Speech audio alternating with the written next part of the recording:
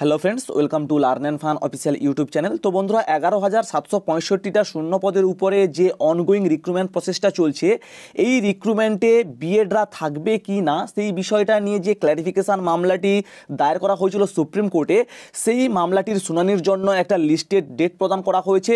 তো চলো বিস্তারিতভাবে তোমাদের কাছে আলোচনা করছি। তো বন্ধুরা, তোমরা প্রত্যেকেই জানো যে গত 11ই আগস্ট সুপ্রিম কোর্টের তরফ থেকে কিন্তু এই ডিএলএড ভার্সাস বিএড মামলা নিয়ে একটা গুরুত্বপূর্ণ রায় প্রদান করা হয়। আর সেখানে বলা হয়েছিল যে বিএডরা কিন্তু আর প্রাইমারিতে অংশগ্রহণ করতে পারবে না। তো তার পরিপ্রেক্ষিতে আমরা দেখেছি বহু ক্ল্যারিফিকেশান মামলা দায়ের করা হয়েছে, কিন্তু প্রায় প্রত্যেকটা মামলা ডিসপোজ না হলে ডিসমিস হয়ে গেছে। কিন্তু এই যে ক্ল্যারিফিকেশান মামলাটি আমাদের ওয়েস্ট বেঙ্গল থেকে করা হয়েছে, অর্থাৎ চলতি নিয়োগ প্রক্রিয়াতে যে ইন্টারভিউ দিয়ে দেওয়ার পরে তাদেরকে বাদ দেওয়া হলো, সেই বিষয়টা নিয়ে যে ক্ল্যারিফিকেশান মামলাটি দায়ের করা হয়েছিল, সেই মামলাটি কিন্তু এখনও পেন্ডিং অবস্থায় রয়েছে এবং এই কেসটার শুনানির জন্য কিন্তু একটা লিস্টেড ডেট প্রদান করা হয়েছে। তার সঙ্গে সঙ্গে একটা স্পেশাল বেঞ্চও কিন্তু গঠন করা হয়েছে। তো চলো বিস্তারিতভাবে তোমাদের কাছে আলোচনা করছি, তোমরা দেখতে থাকো। তো বন্ধুরা, তোমরা দেখতে পাচ্ছ এখানে কেস স্ট্যাটাস বলে যে ওয়েবসাইটটা রয়েছে, এখানে কিন্তু আমরা সিম্পলি ক্লিক করব সুপ্রিম কোর্ট অফ ইন্ডিয়ার কেস স্ট্যাটাস। তো এখানে সিম্পলি ক্লিক করার সঙ্গে সঙ্গে কিন্তু একটা ইন্টারফেস আমাদের সামনে চলে আসবে। তো এখানে ডায়েরি নাম্বারটা আমরা সিলেক্ট করে নেব। ডায়েরি নাম্বারটা হচ্ছে কিন্তু 39986। তোমরা এখানে ডায়েরি নাম্বারটা দেবে এবং এখানে ইয়ার, অর্থাৎ এটা কিন্তু 2023-এর কেস, 2023 আমরা সিলেক্ট করে নেব। এবার ক্যাপচার কোডটা আমাদের দিতে হবে। ক্যাপচার কোডটা কী রয়েছে? 5970। তো এবারে সাবমিট করব। সাবমিট করলে কিন্তু এই কেসের ডিটেলস আমাদের সামনে চলে আসবে। তো দেখতে পাচ্ছ Arnab Ghosh versus union of India, ঠিক আছে, Arnab Ghosh versus union of India. Diary নাম্বারটা এখানে দেখতে পাচ্ছ 39986 2023। তো এখানে কিন্তু পেন্ডিং অবস্থায় এই কেসটা এখনও রয়েছে। আর এই কেসটার শুনানির জন্য কিন্তু একটা লিস্টেড ডেট প্রদান করা হয়েছে।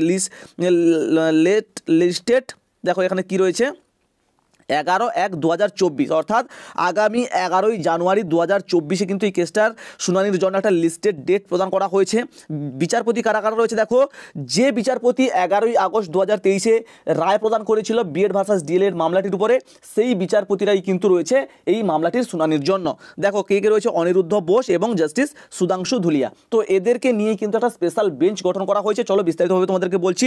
সিরিয়াল নম্বরটা রয়েছে কিন্তু 301, অর্থাৎ বিকেল 3টে নাগাদ কিন্তু এই কেসটার শুনানি হওয়ার চান্স রয়েছে, ঠিক আছে। তো এই হচ্ছে মোটামুটি বিষয়। তো এবারে জাজমেন্ট, অর্থাৎ গতবারে যে শুনানিটা হয়েছিল, তো এখানে কি জাজমেন্টটা প্রদান করেছিল সেটা আমরা দেখে নেব। দেখো মানে সবার শেষ যে জাজমেন্টটা এসেছিল সেটা হচ্ছে কিন্তু 28/11/2023। তো এখানে কি জাজমেন্টটা দিয়েছিল আমরা দেখে নেব। তো এখানে সিম্পলি আমরা ডাউনলোড হলে পিডিএফটা ওপেন করলে কিন্তু আমরা দেখতে পাবো এখানে কি জাজমেন্টটা দিয়েছিল। দেখতে পাচ্ছ এখানে কোড নম্বর 6, ঠিক আছে, supreme court of India.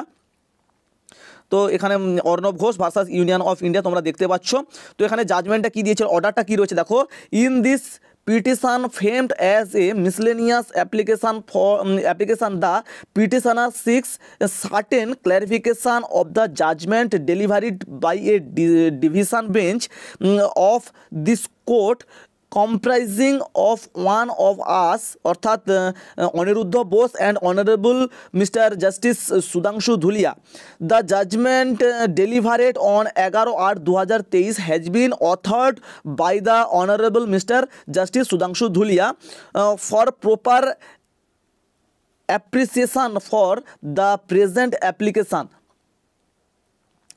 In our opinion, the matter ought to be heard by the same bench by which the judgment was delivered, subject to approval of the Honorable the Chief Justice of India. Let the file be placed for the same before Honorable the Chief Justice of India for appropriate decision. তো বন্ধুরা, এখানে যে বিষয়টা বলেছে যে গত 11/8/2023 যে জাজমেন্টটা প্রদান করা হয়েছিল, সেই জাজমেন্টের অথর ছিল কিন্তু জাস্টিস সুধাংশু ধুলিয়া।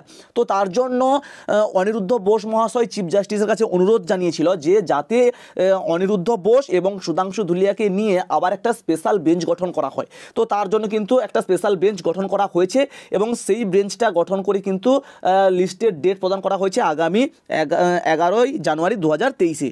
তো বন্ধুরা, 11ই জানুয়ারি 2023 কিন্তু এই কেসটার শুনানির জন্য লিস্টেড ডেট প্রদান করা হয়েছে। তো ওই দিন কি আদবে কেসটার শুনানি হবে? তো বন্ধুরা চলো আমরা কেস লিস্টে দেখে নিই যে এই কেসটার শুনানি হওয়ার জন্য কেস লিস্টে রয়েছে কিনা, ঠিক আছে, 11 তারিখে কেস লিস্টে রয়েছে কিনা। তো আমরা এখানে দেখব যে কেস লিস্ট বলে তোমরা দেখতে পাচ্ছ এখানে কেস লিস্ট। তো কেস লিস্টে কিন্তু আমরা সিম্পলি ক্লিক করব, ক্লিক করার সঙ্গে সঙ্গে একটা ইন্টারফেস আমাদের সামনে চলে আসবে। তো এখানে তোমরা মোটামুটি ডেটটা এখানে চেঞ্জ করে নেবে। এখানে ডেটটা আমরা 11 তারিখে যেহেতু ডেট পেয়েছি, তো 11 তারিখ আমরা সিলেক্ট করে নেব। তো এখানে 11 তারিখটা দিয়ে দেবো, ঠিক আছে। 11 তারিখ দেওয়ার পরে এই যে বেঞ্চটা, এটা হচ্ছে কিন্তু 5 নম্বর বেঞ্চ, ঠিক আছে। 5 নম্বর বেঞ্চটা কিন্তু গঠন করা হয়েছে। তো এবারে সিম্পলি আমরা কি করব, এখানে ক্যাপচার কোডটা ফিল আপ করে দেবো। ক্যাপচার কোডটা ফিল আপ করার সঙ্গে সঙ্গে সাবমিটটা করে দিলে কিন্তু আমাদের সামনে চলে আসবে 5 নম্বর বেঞ্চে কী কী কেস রয়েছে। আমরা প্রত্যেকেই জানি Arnab Ghosh versus union of ইন্ডিয়ার এই কেসটা। তো এখানে তোমরা দেখতে পাচ্ছ 301 নম্বর কেসে কিন্তু রয়েছে Arnab Ghosh versus union of India. তো এই কেসটার শুনানি হবে, এটা কিন্তু লিস্টেড ডেটে চলে এসছে, ঠিক আছে, লিস্টেডও হয়ে গেছে। তো এখানে 3টের সময় দেখতে পাচ্ছ, টাইমটা দেওয়া রয়েছে, টাইম 3টে PM, অর্থাৎ 3টে নাগাদ কিন্তু এই কেসটা শুনানি হতে চলেছে। তো বিচারপতি এখানে কারা কারা রয়েছে দেখো, কোর্ট নম্বর 5 বিচারপতি অনারেবল জাস্টিস অনিরুদ্ধ বোস এবং জাস্টিস সুধাংশু ধুলিয়া, অর্থাৎ দুজন কিন্তু উপস্থিত থাকছেন এবং এই কেসটার শুনানি হবেই হবে। এটা কিন্তু স্পেশাল বেঞ্চ গঠন করা হয়েছে, এখানে দিয়েও দিয়েছে। তো তোমাদেরকে যেটা বললাম আশা করছি তোমরা বুঝতে পেরেছো।